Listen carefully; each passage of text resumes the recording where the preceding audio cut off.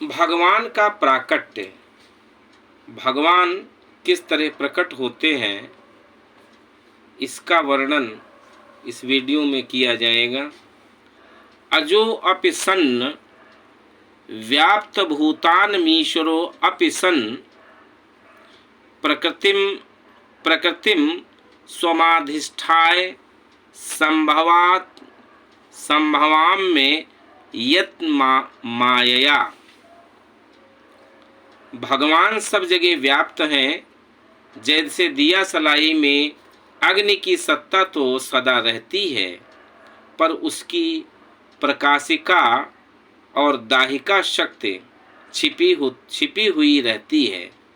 ऐसे ही भगवान संपूर्ण देश काल वस्तु व्यक्ति आदि में सदा रहते हैं, पर उनकी शक्ति छिपी हुई रहती है।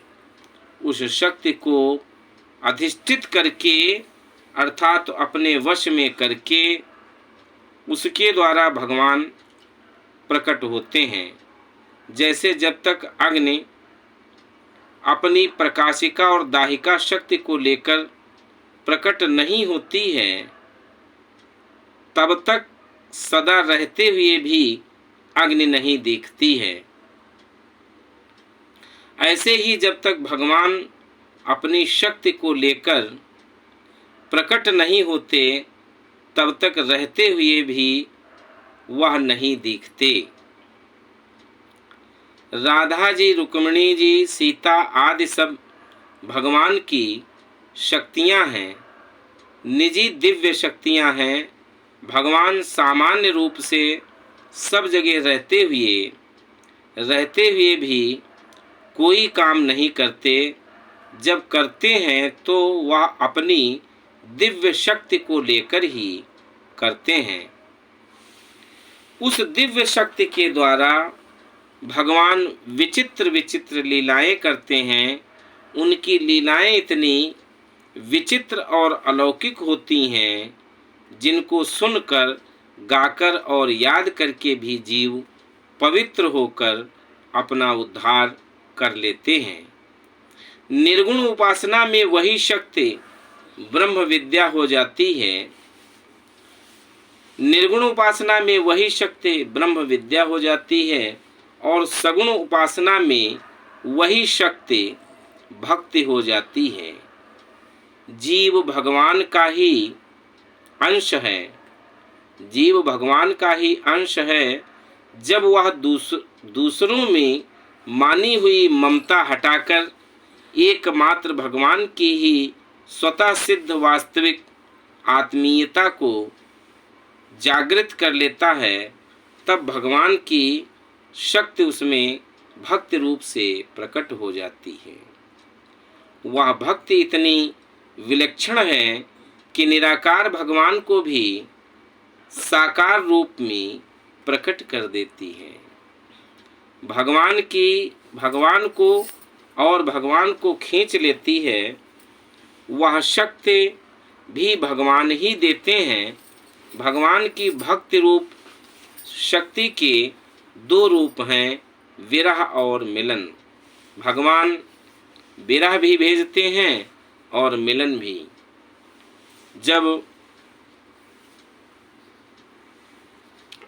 जब भगवान विरह भेजते हैं, तब भक्त भगवान के बिना व्याकुल हो जाता है। व्याकुलता की आग में संसार की आसक्ति जल जाती है और भगवान प्रकट हो जाते हैं। ज्ञान मार्ग में भगवान की शक्ति पहले उत्कट जिज्ञासा के रूप में आती है, जिससे तत्व के जाने बिना साधक से रहा नहीं जाता है, और फिर ब्रह्म विद्या